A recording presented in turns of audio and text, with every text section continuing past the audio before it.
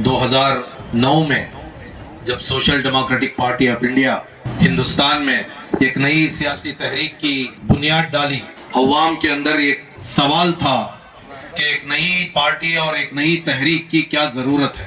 پورے ہندوستان کے علماء کرام، مدرسے اور خانقاہوں کے ذمہ دار، اسکول اور کالج کے اسٹوڈنٹس اور لیکچررز اور سیاسی بصیرت رکھنے والے عمائدین یہ سوال اپنے آپ میں کر رہے تھے کہ اتنے بڑے ملک میں اتنی چھوٹی پارٹی کیا کر سکتی ہے اور اس کی کیا ضرورت ہے۔ اس وقت میں ملک کی پارلیمنٹ میں سیکولر پارٹیوں کا قبضہ تھا، اسمبلیوں میں، ودھان سودا میں، تمام جگہ اتنا کمیونلزم ابھی نہیں آیا تھا، لیکن social Democratic Party of India کے لیڈرز نے بیٹھ کر محاسبہ کیا کہ گزشتہ 70 سال کیسے گزرے ہیں اور آئندہ اس ملک کے 70,000 سال کیسے گزرنے والے ہیں۔ گزشتہ 70 سال میں ہمیں تعلیم کی ضرورت پڑی، مدرسوں کی بنیاد ڈالی گئی، مکتبوں کی بنیاد ڈالی گئی، اسکول اور کالج اور یونیورسٹیاں بنائی گئی۔ جب اسے مذہبی شناخت کے طور پر بنانے کی ضرورت پڑی، شعار اسلام کو بلند کرنا پڑا، تو مختلف مذہبی جماعتیں وجود میں آئیں، لیکن ابھی 3-4 کام ہمارے باقی ہیں۔ اس میں سے ایک کام قانونی اعتبار سے، دستوری اعتبار سے ہمیں نہ بیداری ہے، نہ اس کی لڑائی لڑنے کی ہمیں طاقت ہے، نہ سہولت ہے۔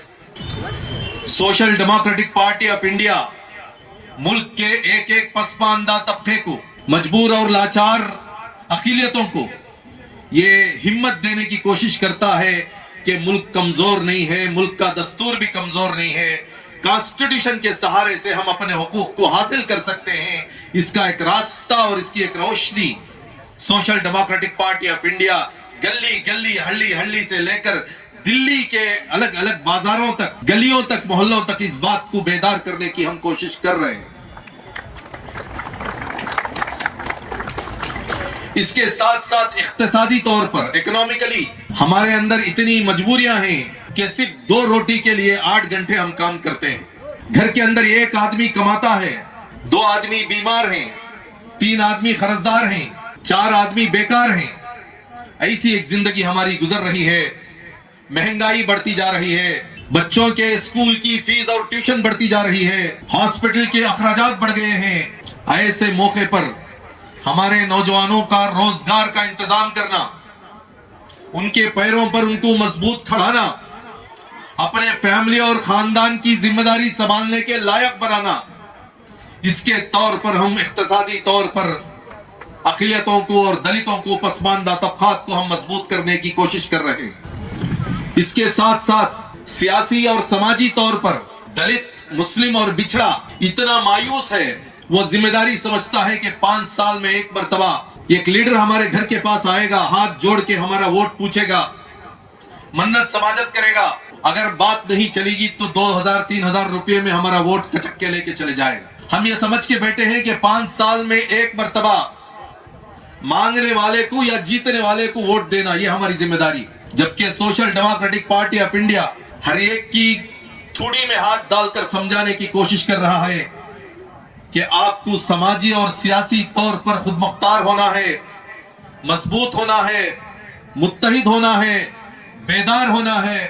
اپنے حقوق کی لڑائی دوسرا نہیں لڑ سکتا، اپنے حقوق کی لڑائی خود لڑنے کے قابل اور لائق بننا ہے۔ اس کے لیے نالج کی ضرورت ہے، اس کے لیے آؤٹ ریچ کی ضرورت ہے، اس کے لیے بیداری کی ضرورت ہے، اس کے لیے اتحاد کی ضرورت ہے۔